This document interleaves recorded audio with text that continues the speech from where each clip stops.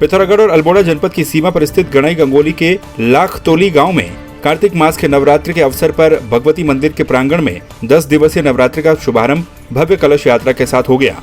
कलश यात्रा में सैकड़ों महिलाएं मौजूद रही।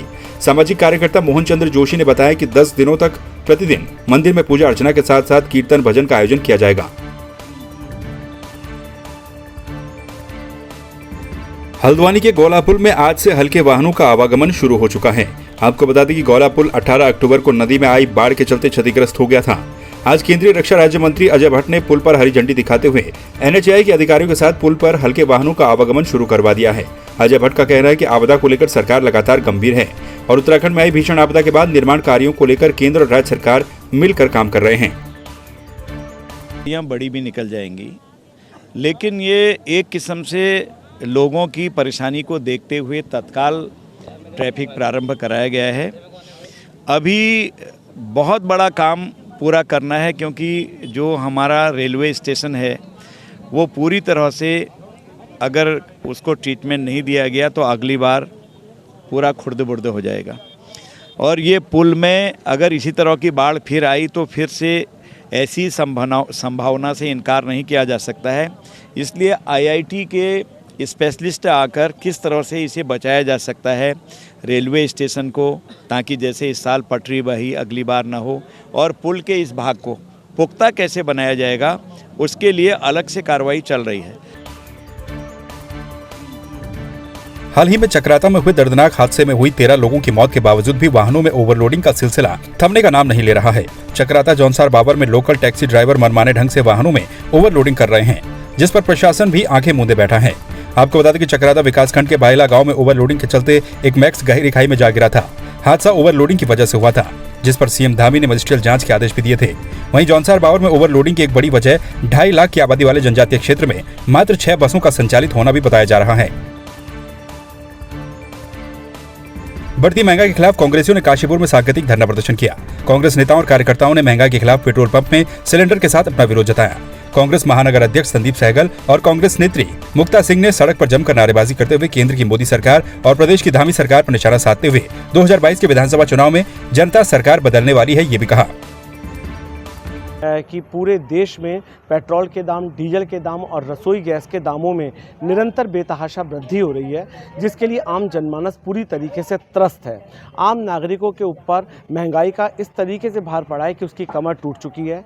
इन्हीं बातों को लेते हुए, महंगाई को लेते हुए, पेट्रोल, डीजल और रसोई गैस को लेते हुए आज हम सभी लोगों ने विभिन्न पेट्रोल पंपों पर प्रदर्शन किया है, जिससे उम्मीद तो नहीं है, लेकिन शायद मोदी सरकार और धामी सरकार के कानों पर जू रहेंगे और पेट्रोल के, डीजल के, रसोई गैस के दाम जो कि कांग्रेस के शासन में थे उसी प्रकार से पुनः करने का हम सभी लोगों ने आज आह्वान किया। कि जो महंगाई आसमान छू रही है, जो डीजल और पेट्रोल के दाम बढ़ते चले जा रहे हैं, जबकि क्रूड ऑयल जो है, जो कच्चा तेल है वो बहुत सस्ता है, उसके पश्चात भी जो दाम है वो बहुत ज़्यादा है, अधिक है। तो हम चाहते हैं कि किसानों की कमर जो टूट गई है डीजल के दामों में वो और कम हो, उन्हें सब्सिडी भी दी जाए किसानों को, और ये जो दाम है वो और कम होने चाहिए। जो हमारी गैस है, रसोई गैस है, उसके भी दाम कम होने चाहिए। डांसर और एक्टर राघव जुयाल और उनके दोस्तों ने देहरादून के छात्रों के लिए मुफ्त डिजिटल शिक्षा और कौशल विकास केंद्र शुरू किया है। खुशियां फाउंडेशन नाम की यह संस्था हर आयु वर्ग के छात्रों को मुफ्त कौशल प्रदान करेगी।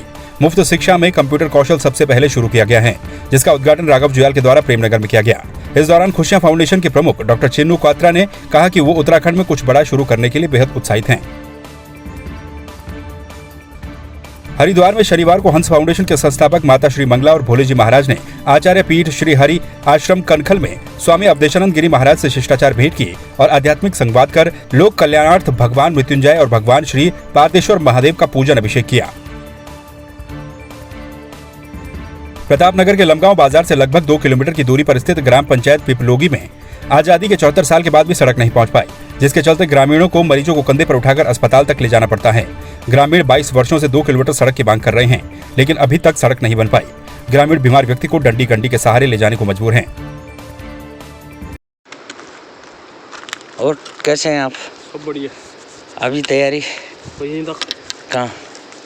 पिपलोगी गाँव तक। पैदल कैसा लग रहा है आपको? पैदल आप ऐसे लग रहा है हैं? रोड भी आ जाती नहीं तो रोड कभी नहीं आएगी। रोड एक दिक्कत है बस। देखो ये मरीज है हमारे, और ये भी पैदल है, बेचारे विकलांग है, दिव्यांग है। हैं जी? पिपलोगी गांव से, प्रताप नगर का एक ही गांव ऐसा है जहाँ पे पिपलोगी है, जहाँ रोड नहीं है। हाँ जी। पिथौरागढ़ में राष्ट्रीय राजमार्ग में चुपकोट बैंड के पास एक कार दुर्घटनाग्रस्त होने से बड़ा हादसा हो गया। कार के 200 मीटर गहरी खाई में पलट जाने के कारण कार में सवार महिला और 6 साल के मासूम की मौके पर ही मौत हो गई। हादसे में 2 लोग गंभीर रूप से घायल हुए हैं, जिनका जिला अस्पताल में इलाज चल रहा है।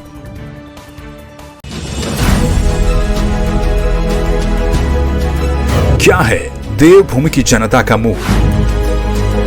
किसकी बातें हैं सच और कौन बोल रहा है झूठ?